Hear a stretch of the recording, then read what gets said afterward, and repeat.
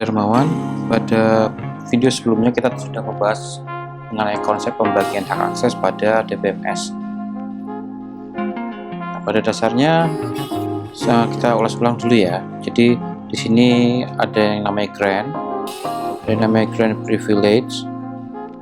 Seperti ini formatnya, dan kemudian privilege-nya adalah ini. Kemudian kita juga bisa melakukan revoke atau pengambilan kembali hak aksesnya, dan juga ini adalah privilege-nya. Nah, yang pada video sebelumnya itu kita membagi user itu menjadi 3, yaitu super admin, admin DB, dan aplikasi. Sekarang kita langsung aja ke implementasi langsung di Postgre-nya ya. Nah, di sini saya pakai VirtualBox dengan DBMS PostgreSQL dan sistem operasinya adalah Ubuntu.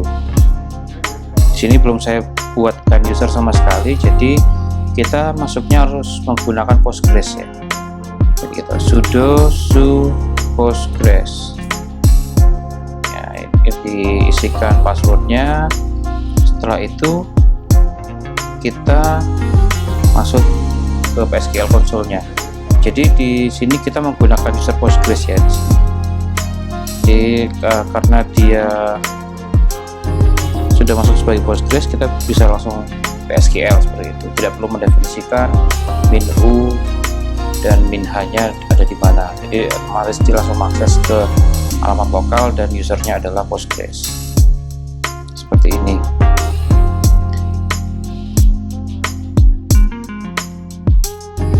Kemudian yang harus dilakukan, kita mencoba untuk membuat super admin dulu ya.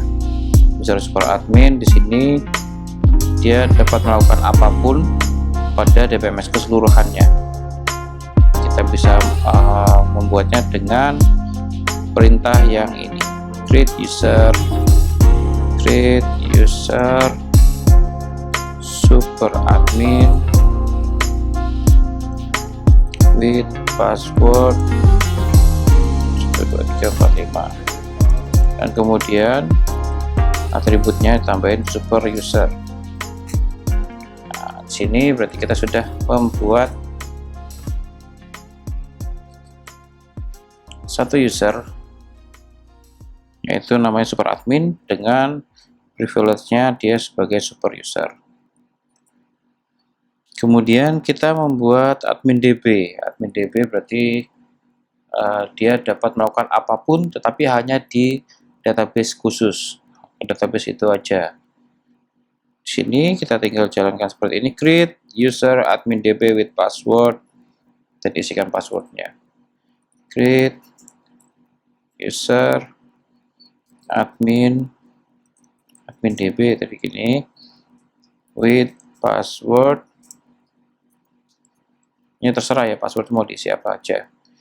Nah, karena dia bukan super user atau yang bisa mengakses keseluruhan DBMS, maka kita tidak perlu menambahkan keyword super user. Kita cek. Nah, di sini sudah muncul admin DB. Kemudian kita jalankan perintah grant all on database. Jadi dia punya akses penuh ke database.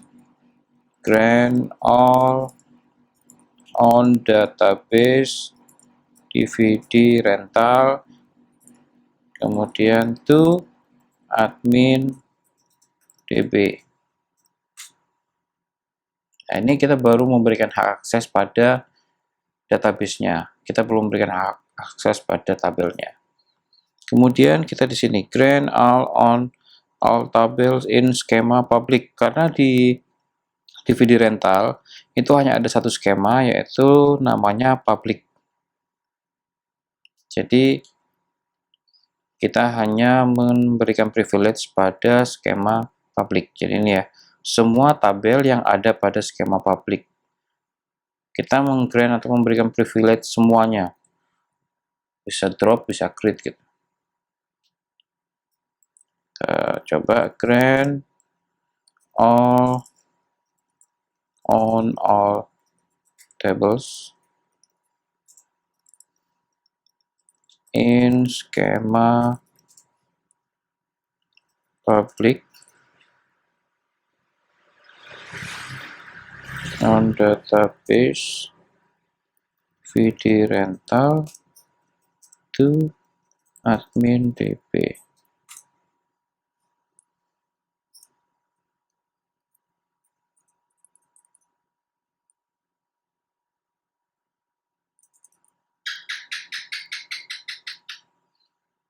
Sebelum kita memberikan grant atau memberikan hak akses, kita harus berpindah dulu ya, berpindah ke database DVD rental. Terus kemudian kita berikan hak aksesnya di sini. Jadi namanya admin DB ya, grant all on all table on schema public to admin DB.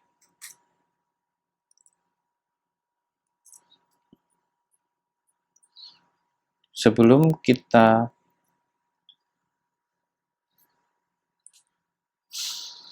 untuk memberikan hak akses pada user admin DB sebagai admin DB tadi ya, kita bisa mengetikkan seperti ini.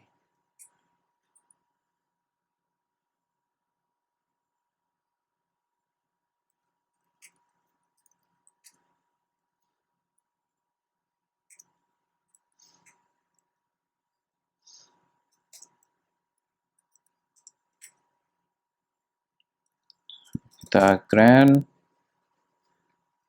all on all tables in schema public to admin DB. Nah, maka kita sudah memberikan hak akses pada admin DB di sini. Kemudian yang terakhir kita membuat user untuk aplikasinya. Jadi kita create dulu, create user, kasih nama apps, misalnya seperti itu. Apps apa? DVD rental, DVD rental with password, terserah password mau di siapa. Yang terpenting dia ada di antara ini ya, petik.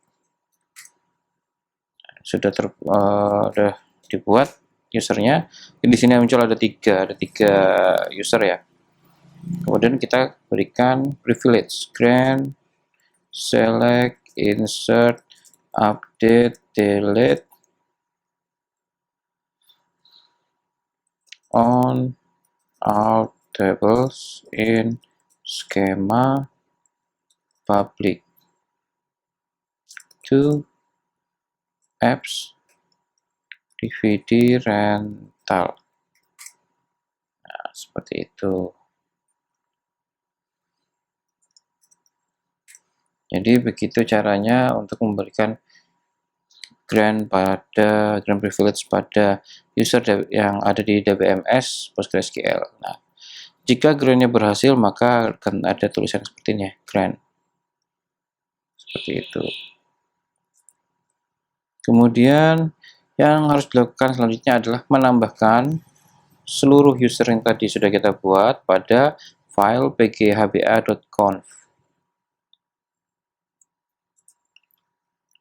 Kita quit, kita exit dari Postgres, kita kembali ke user utamanya, kemudian kita coba change directory dulu ke etc PostgreSQL main untuk meregistrasikan user yang sudah dibuat agar dapat terkoneksi dengan DBMS PostgreSQL. Maka kita harus menambahkan atau meregistrasikan user tersebut pada file PGHBA. Jadi bisa diedit filenya dengan perintah sudo, jadi harus pakai super user. Anggapannya kalau di Windows seperti run as administrator.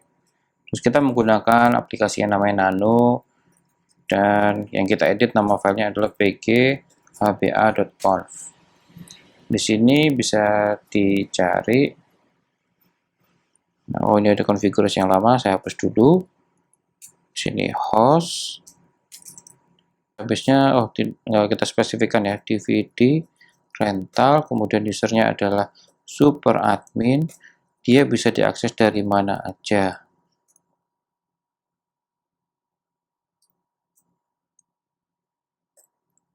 Kemudian tipe autentifikasinya adalah MD5. Kemudian kita tambahkan lagi host DVD rental, dia admin, bisa diakses dari mana aja, dan kemudian MD5. Tambahkan satu kali lagi host DVD rental, tadi apps DVD rental 0 dan MD5. Jadi di sini ada metodenya yang bisa digunakan untuk autentifikasi, ada trust, ada reject, itu berarti di blacklist gitu. Ada MD5 berarti dia menggunakan password yang sudah dienkripsi. Kalau kita bikin user create user with password, itu berarti sudah dienkripsi. Kalau yang password seperti ini berarti dia plain, tanpa ada enkripsinya. Terus kemudian ada metode lain, ada GSS, SSPI, indent, peer. Nah kalau peer ini dia menggunakan seperti yang tadi kita login menggunakan Postgres. Jadi dia login menggunakan user yang ada pada sistem operasinya. Karena sistem operasinya tadi usernya adalah Postgres, maka dia otomatis masuknya sebagai Postgres. Nah, jadi kalau peer itu dia ngambil user yang ada pada sistem operasinya. Kemudian di sini juga ada PAM, LDAP, radius, or certificate gitu ya. Nah, di sini juga ada addressnya, back specific, yang bisa mengakses ini dari mana.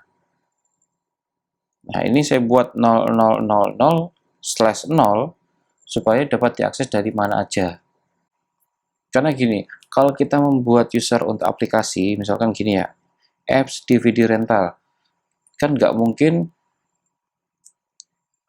sistemnya kita itu IP-nya berubah-ubah, kan nggak mungkin. Pasti IP-nya server itu statik, nggak mungkin dinamis. Nah, jadi kita bisa meregistrasikan IP server di sini, IP hostingnya atau di mana gitu ya. Bisa dispesifikkan, bisa dikasih /32. Jadi kalau di /32 berarti dia hanya ada satu IP. Kalau misalnya kita /24 berarti ada berapa ya? Tuh, ada 256 alamat IP. Kalau dia masih dalam satu jaringan berarti alamat IP dalam satu jaringan tersebut bisa mengakses ke dalam DBMS ini. Makanya di sini ini saya buat bebas dulu 0.0.0/0 berarti dia semua IP bisa mengakses. Kalau sudah, ini kita pencet tombol Ctrl plus X, terus kemudian ditanya nih save modified buffer. Yes, ya itu dipencet tombol Y. Kemudian file name to write, kalau misalnya nggak ada perubahan tinggal di enter. Ya nggak usah dirubah sih. Berarti filenya sudah di save. Sekarang kita coba untuk merestart service PostgreSQL-nya. Bisa menggunakan service PostgreSQL restart. Oh, kita butuh password di sini. Harus super user. Nah, kalau sudah seperti ini berarti sudah selesai di restart. Sekarang kita cek dulu service PostgreSQL status. Nah, dia sudah aktif. Jadi tidak ada masalah ya. Di sini juga warna hijau. Setelah ini kita akan coba untuk mengaksesnya dari hostnya. Kan karena server Postgre-nya ini kan di VirtualBox. Sekarang kita mengakses dari komputernya kita, komputer benerannya. Jadi di sini saya buka terminal. Nah, ini komputer saya, sedangkan yang ini adalah server. Nah, ini saya SSH tadi ke server.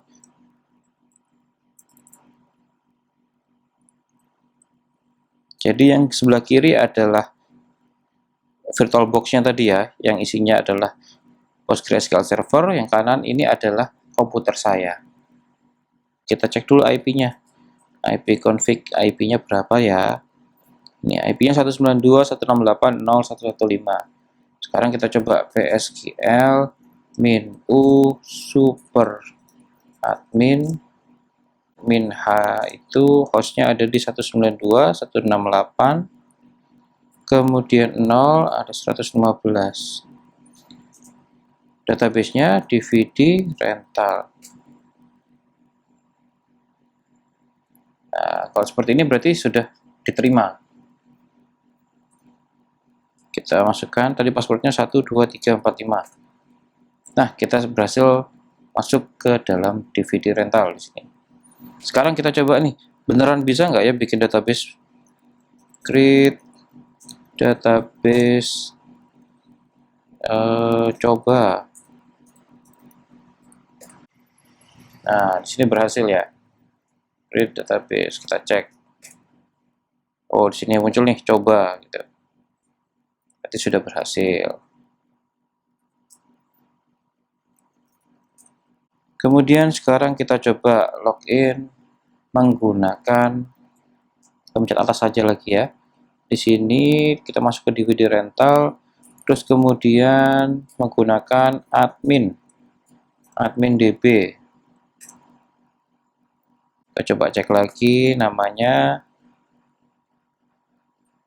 admin. Tadi kita ngasih namanya admin DB. Oh, ini salah nih. Terus ditambahin lagi. Seperti ini. Sudah, kemudian kita restart lagi.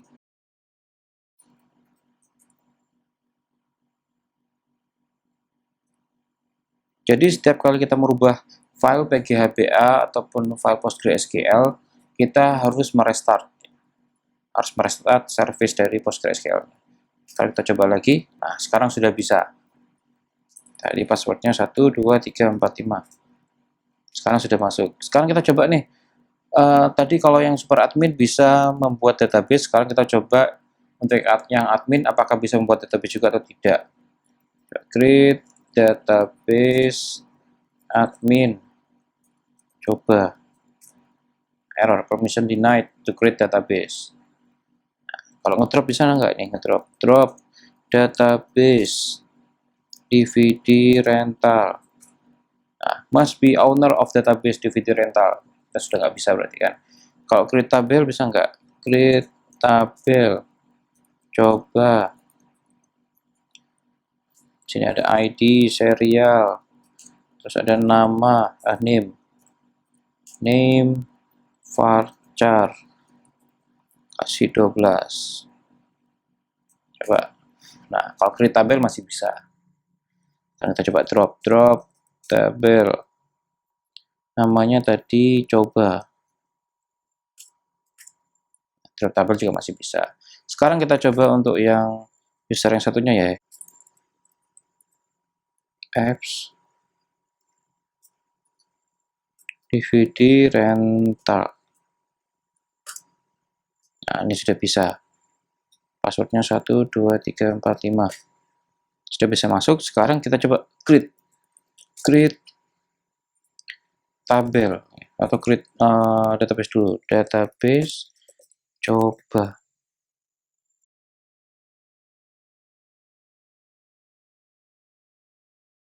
Untuk membuat tabel di sini, tabel nama coba gitu ya. Di sini kasih ID, serial, primary key, terus ada name, varchar 12. Nah, dia masih bisa membuat tabel karena setiap user baru itu diperbolehkan untuk membuat tabel baru atau menghapus tabel yang ownernya adalah dia sendiri, namun hanya pada skema public. Jadi skema public itu bisa diakses oleh siapa saja. Di sini juga kita coba show dulu ya, show tabelnya di sini. Ada nggak tadi nih? Nah, ini coba, dan di sini bisa kita lihat nih ownernya ya. Owner dari tabelnya siapa? Ini ada apps DVD rental. Jadi jika bukan super admin, kan apps DVD rental ini bukan super admin. Karena dia bukan super admin, berarti dia tidak bisa menghapus tabel yang bukan ownernya dia, bukan kepemilikan dia. Contohnya di sini, tabel city ini nggak bisa dihapus oleh apps DVD rental, karena tabel city ini bukan dimiliki oleh apps DVD rental. Namun, user Postgres dapat menghapus tabel coba karena user Postgres di sini merupakan super user. Kita coba untuk drop ya. Kita coba drop untuk tabel coba di sini. Nah, kalau kita menghapus tabel milik kita sendiri itu bisa. Sekarang kita coba untuk menghapus tabel city. Di sini nggak bisa dihapus karena apps DVD rental bukan owner dari tabel city. Yang lain ya, kita coba membuat skema di sini. Create skema coba. Di sini juga tidak bisa karena user DVD rental tadi, apps DVD rental tidak memiliki akses di sana. Jadi tolak aksesnya.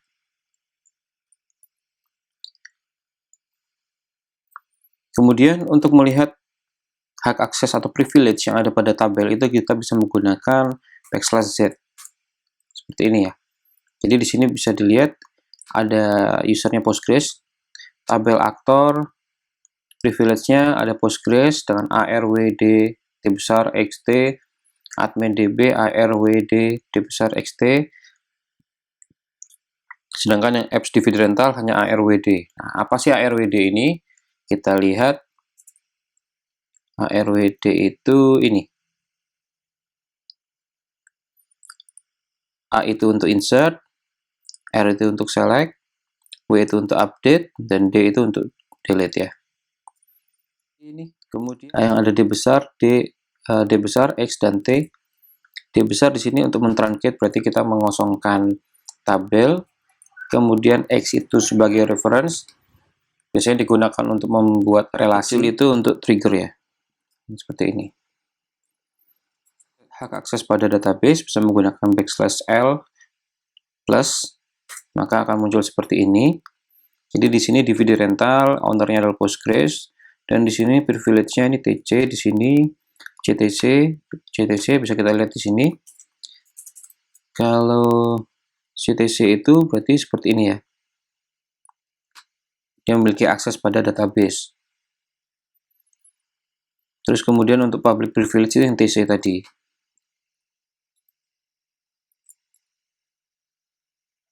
Ini. Dan kemudian yang tadi yang untuk akses database yang CTC seperti ini.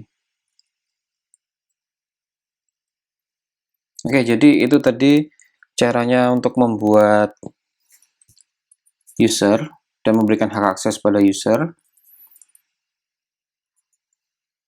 Kita juga sudah mencoba untuk bagaimana caranya memunculkan hak aksesnya siapa aja, dan mencoba juga apakah pembagian privilege-nya sudah sesuai atau belum. Jadi lebih baik kalau membuat user dalam database DBMS itu dibagi menjadi 3. Jadi super admin yang mengelola keseluruhan database, admin DB berarti dia hanya mengelola database tertentu, sedangkan apps di sini hanya digunakan untuk create, insert, update, delete. Jadi ini yang melekat pada aplikasi. Sehingga kalau ada yang melakukan SQL injection, itu data kita lebih aman karena dia tidak memiliki akses untuk ngedrop, drop tabel, drop database, seperti itu ya. Baik, sekian video kali ini. Terima kasih.